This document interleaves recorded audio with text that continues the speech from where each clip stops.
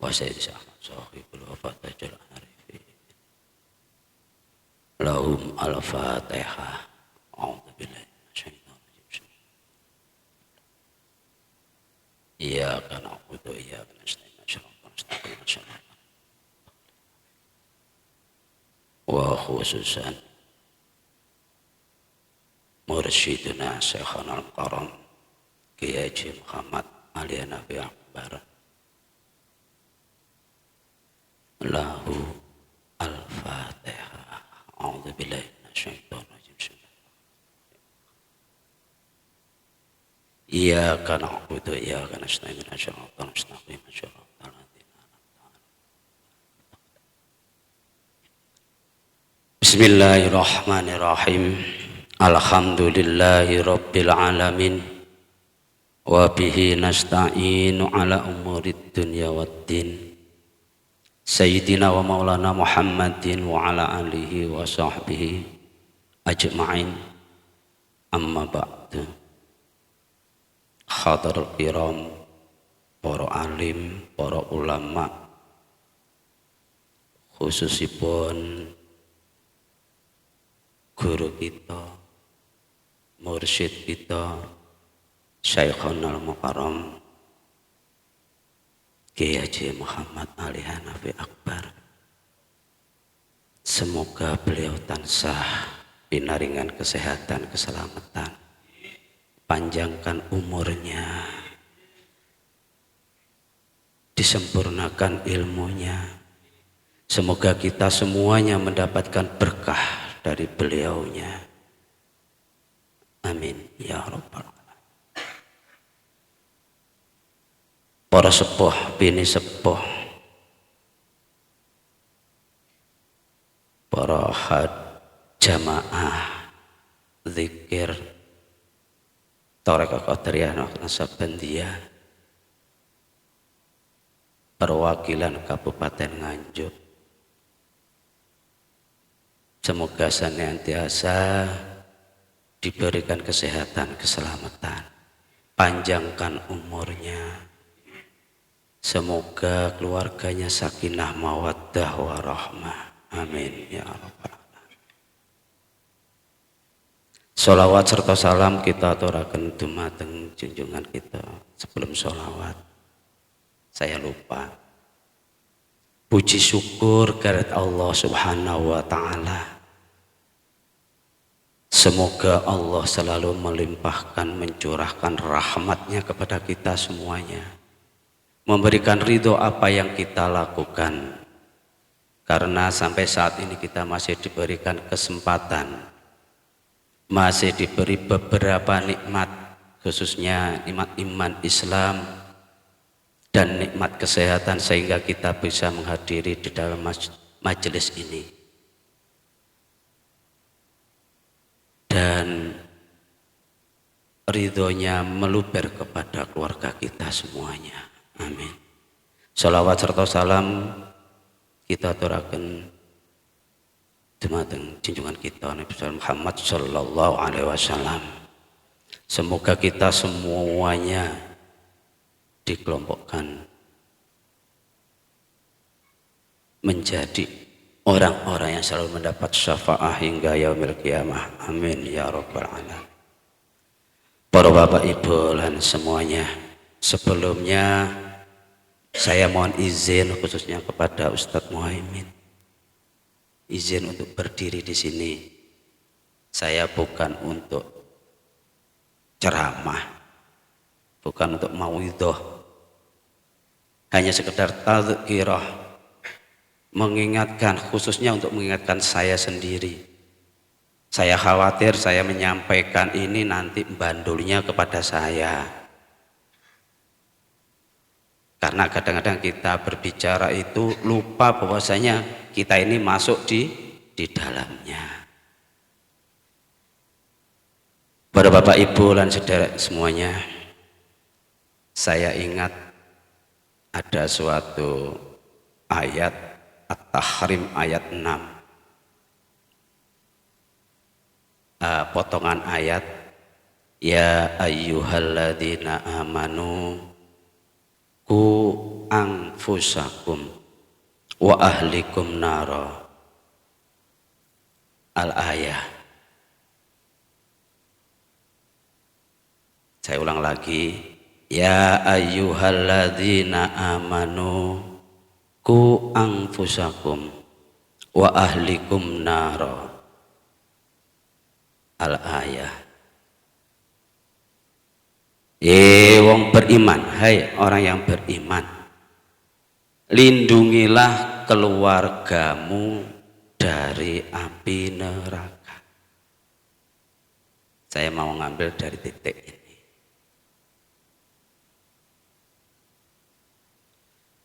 Keluarga banyak sekali, ada keluarga kecil, ada keluarga besar.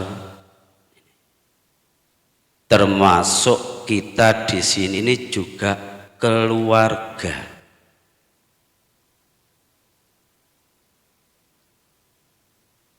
Kenapa demikian? Kenapa kita diminta untuk melindungi keluarga kita? Apa hubungannya dengan kegiatan kita saat ini?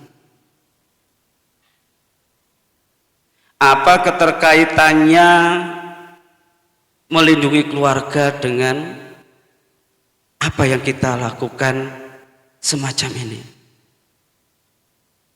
Guru kita mengajarkan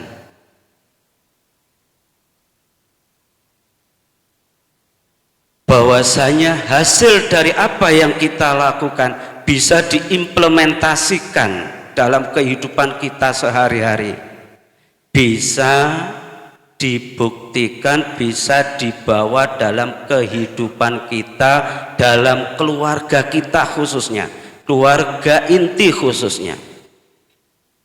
Mungkin saat ini istri, anak kita sendiri belum bisa untuk ikut, tapi kita berharap dengan adanya semangat kita untuk selalu zikir kepada Allah, semoga mereka bisa mendapatkan perlindungan dari Allah Subhanahu wa ta'ala.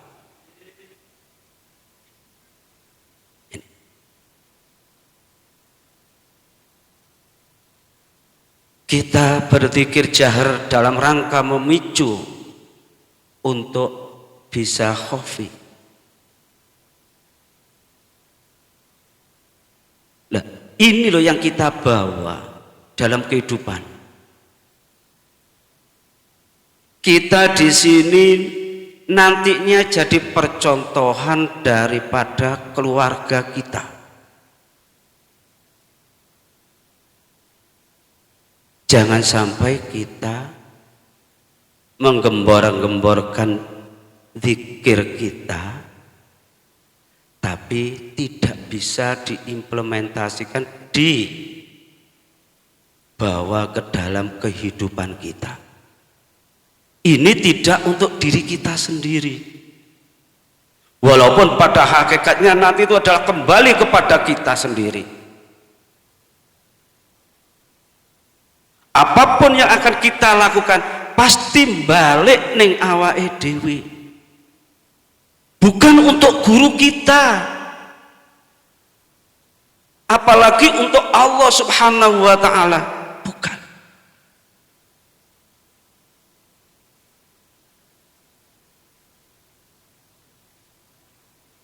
Kita tidak zikir, Allah tetap Allah, guru tetap guru.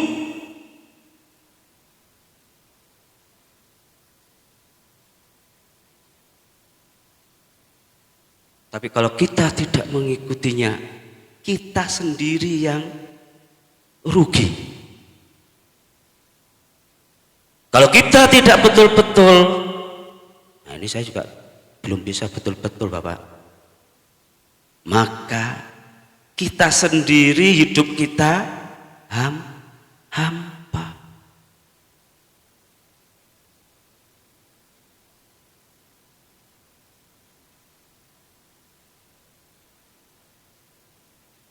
Maka harus kita bisa implementasikan. Paling tidak emosi kita terkendali.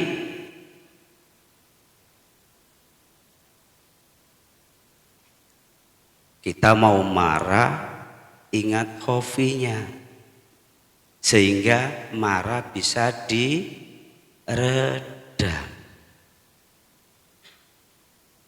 Nek bahasane bocah-bocah cah nom-nom, arepe miso rasido miso, arepe mbuli kancane, insya Allah ndak jadi mbuli. Karena ingat,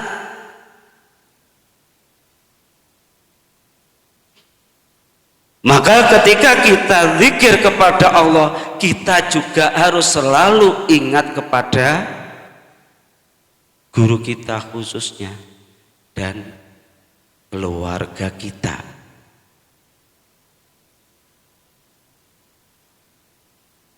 Apa kita sudah mendoakan mereka? Apakah kita juga sudah mendoakan lingkungan kita? Apa wis awake dhewe ngirim Fatihah nanggone gurune awake dhewe? Apa awake dhewe ngirim lumebere Fatihah nanggone anak bojone awake dhewe? Sudah berapa kali kita kirim Fatihah kepada putra putri kita, putra wayah kita?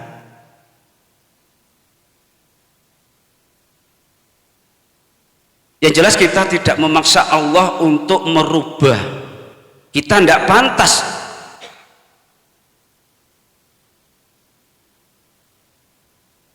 Kita zikir itu hanya untuk mencari ridho. Bodi wae ridho apa ora mek pangeran, urusane pangeran, bukan urusannya awake dhewe. Yang penting kita zikir dan zikir mau dikabulkan apa tidak urusannya Tuhan. Tuhan yang lebih tahu daripada kita. Sing awake dhewe repot, awake dhewe sudah zikir lama, doane gak tahu diijabahi, ngeluh, balik berbanding, ya jare ustadz nek awake dhewe zikir selalu oleh dapat iki-iki, aku seprono sepene ora oleh apa-apa. Lah wis kok goleki apa-apa kuwi. Kita lupa nikmat Allah tidak hanya fulus, tidak hanya berupa bentuk.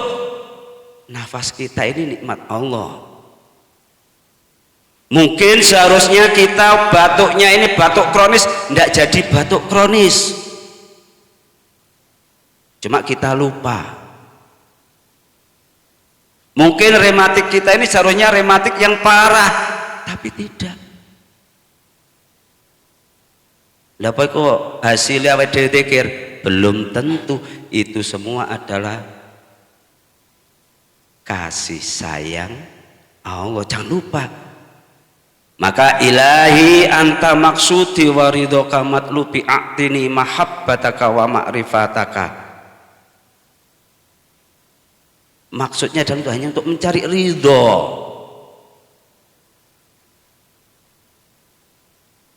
bukan untuk mencari yang lain-lain. Mencari kekayaan, kerja, semangat kerja, dapat jabatan. Kalau mencari istri, jangan melalui dzikir.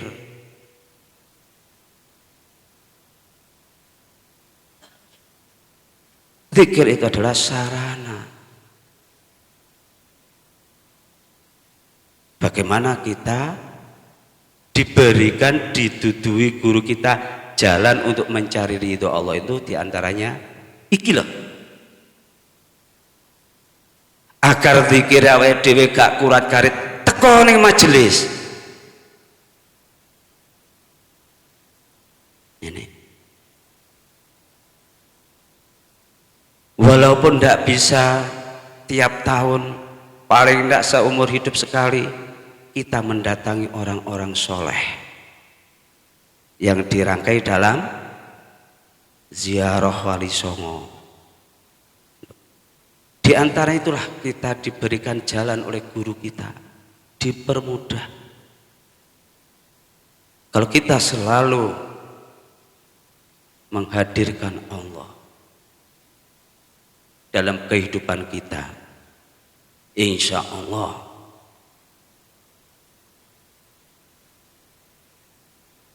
melindungi keluarga, insya Allah akan dijabahi oleh Allah. Insya Allah nek dikire temenan ngono tok ae. Ini kenapa sih kadang-kadang mohon maaf yang di atas ibu-ibu, saya juga punya istri di rumah sama.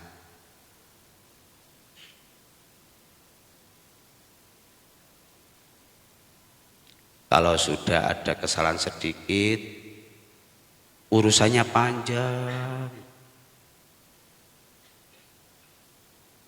Walaupun kita benar, salah yang lanang. Kita koreksi dulu.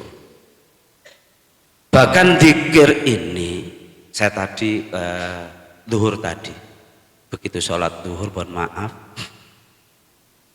saya itu baru ingat, karena hobi saya pedot na iling, syukur-syukur iling.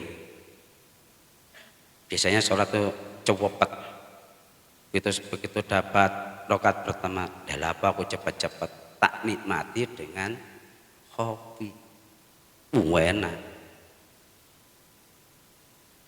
Kita diberikan ruang oleh Allah. Dalam sholat itulah tempat zikir yang paling nyaman, yang paling enak.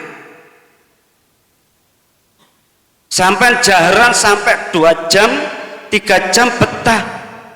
Coba kita lihat sholat kita, tidak sampai 5 menit selesai. Padahal dalam sholat itu zikir yang tempat yang paling enak.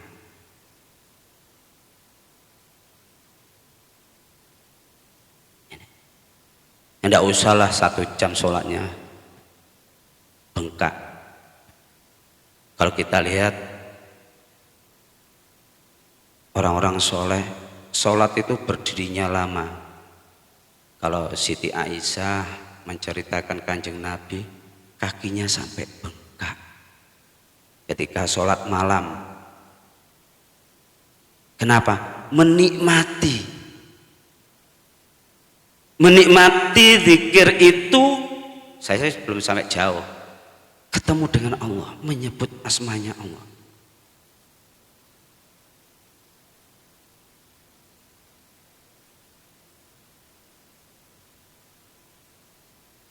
Kalau jamaah ya wangel, kon suwi ku wangel, enek sing repot barang wangel, mesti lap apa maneh, mohon maaf ngapunten, sholat sing jumlahe wakeh ana wae serawat wis.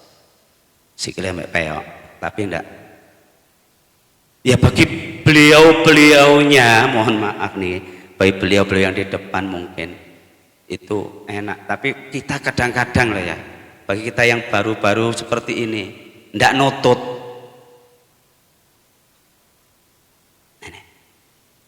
Kita kembali lagi.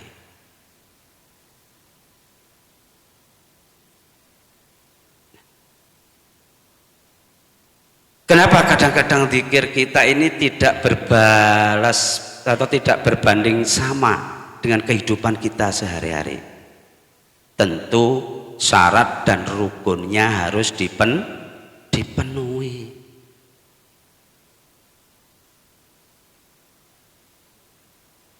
Sama aja dengan sholat. Inna sholata tanha anil faksha'i wal munkar. Kita katakanlah sekarang kita, kalau saya umurnya 50-an lebih dikit, nah, katakanlah baliknya umurnya 12, 50 kurangi 12, 30 tahun sekian, kita sholat tapi cek sering bengkerengan, ambek tonggone tetangganya, opo karo teman sejawatnya, opo dengan suami atau istri kita. Bu, ini saya kalau saat seperti ini kan pembelajaran baru. Setiap kali pertemuan pertama pada anak-anak sekolah itu saya selalu memberikan motivasi dan strategi pembelajaran. Saya tidak pernah ngajar langsung materi, saya selalu mengingatkan. Kebetulan kemarin yang saya bahas ini. Karena pergeseran nilai yang terjadi pada anak-anak kita ini sangat jauh dengan kita saat kecil. Nilai sopan santun, toto kromo, putra putri wayah kita jauh dari harapan kita. Contoh kecil, anak kita jalan di depan kita sebagai orang tua, kadang-kadang cek cek cek cek cek, tidak permisi. Kalau orang Jawa begitu, nunduk. Kalau bisa agak jauh, ini ndak lari di depan kita. Itu satu contoh kecil aja. Belum lagi kalau dipanggil, apalagi dimintai tolong, mencicil dhisik, atau bahasanya lebih tinggi daripada orang tua. Karena memang perkembangan informasi lebih cepat, tapi bentengnya kurang kuat. Terutama kita selaku orang tua, kita sebagai mbah, sebagai bapak, sebagai ibu, ini tolong diperhatikan putra putrinya.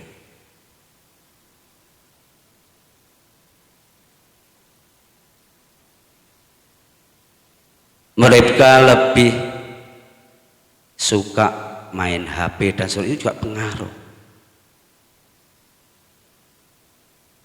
Kadang dibuka konsolat, wangel buka-bukane.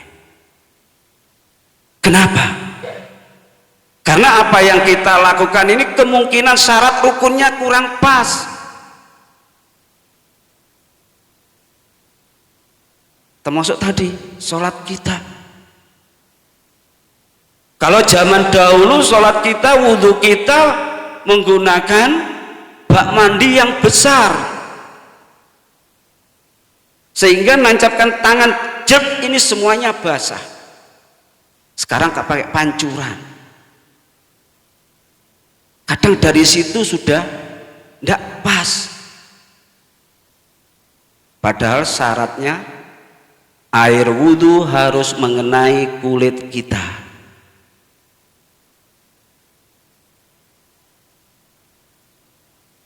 Ini kadang-kadang kita lupa. Kalau tadi saya mengatakan sama anak, kadang-kadang sampean kena tip ora mau ilangi, kena chat gak mau ilangi. Satu, padahal syarat sahnya sholat suci badan, suci pakaian. Sampean mang lho pipise ngadeg, lha apa ya nek nyiprat ning pakaianmu. Kadang-kadang kita tidak membelajarkan anak, nduk le pipise jongkok, pakaiannya dilepas. Pernahkah kita mengatakan sama putra putri kita seperti itu? Pernah. Berapa kali?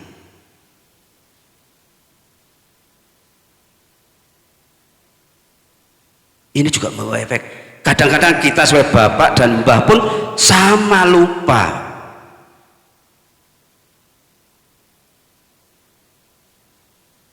Untuk bisa ingat itu, kalau kita tidak ada zikirnya dalam hati, susah untuk ingat. Kita anggap berlalu saja. Alah, ngono ae gampang. Jangan gampang.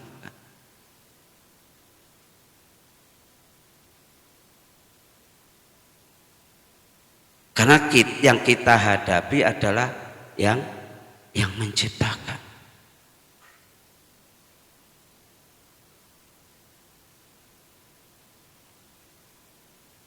Nah, ini loh. Jadi, marilah kita bersama-sama bersungguh-sungguh untuk selalu zikir. Kemudian kita implementasikan pada kehidupan kita. Nggak usah banyak-banyak, nggak usah muluk-muluk, yang sederhana dulu. terus semangat.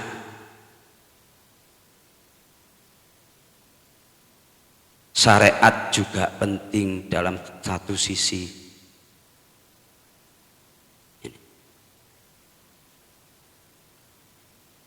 Kita ini apa? Bukan apa-apa dan tidak bisa apa-apa. Yang jelas apa yang kita lakukan itu untuk diri sendiri, bukan untuk orang lain. Awake dhewe ngeramut keluarga penak sinten? Yang nyaman sinten? Bapake ngatur ibuke putrane penak, sing rumosok nyaman sinten? Bapake. Ibuke ya gak ngono, ngeramut putrane, ngeramut garwane meras penak, sing nyaman sinten? Mboke. Putra sebagai, kalau kita masih punya orang tua, manut enak sing oleh duit terus sopo? Ya anake. Bapake ya penggak bapak. Ini jadi semuanya kembali kepada diri kita.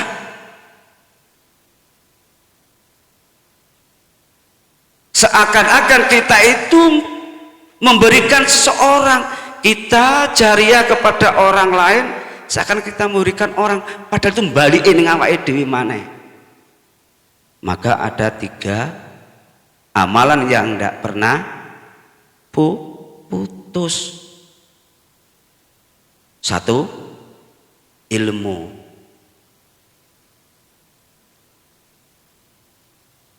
Nah, nanti jenengan-jenengan bisa ketokkan ilmu ini kepada teman-temannya. Ilmu yang bermanfaat, jariah.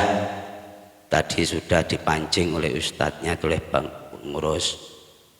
Ya toh, siapkan kaos. Anggap saja itu jariah kita. Artinya apa? Pondok itu memberikan rangsangan untuk kita berbuat baik, termasuk sebagai implementasi zikir kita. Nah, yang terakhir, waladun soleh, waladun solehah, anak yang soleh dan solehah. Doanya ini. Bagaimana kita bisa mengajak putra putri kita atau mengatur putra putri kita untuk soleh solehah?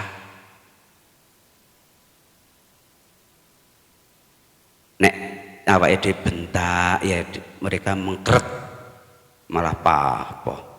Tapi kalau dalam diri kita sudah terisi oleh zikir, insya Allah tidak akan getai, tapi ngajak dengan baik. Kalau kau mau getai didik, kemudian iling, ya Allah, lapo aku getak anakku.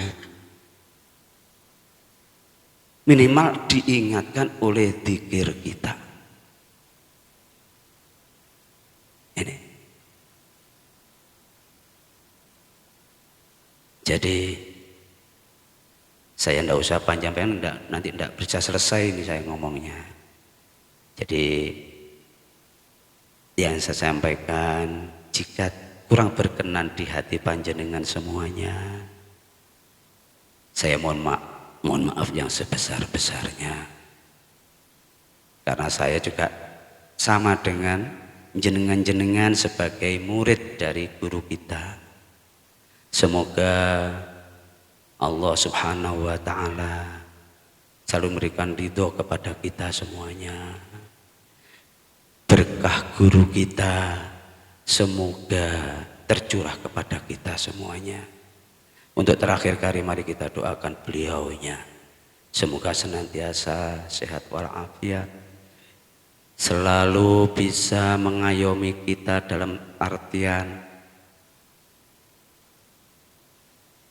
beliaunya selalu hadir di tengah-tengah kita. membimbing kita untuk mencari ridho Allah Subhanahu wa taala. Amin ya rabbal alamin. Al-Fatihah.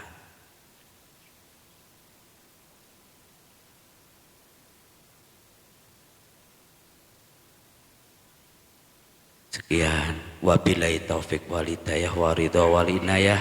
Wassalamualaikum warahmatullahi wabarakatuh. Allahumma shalli ala Muhammad. Yassir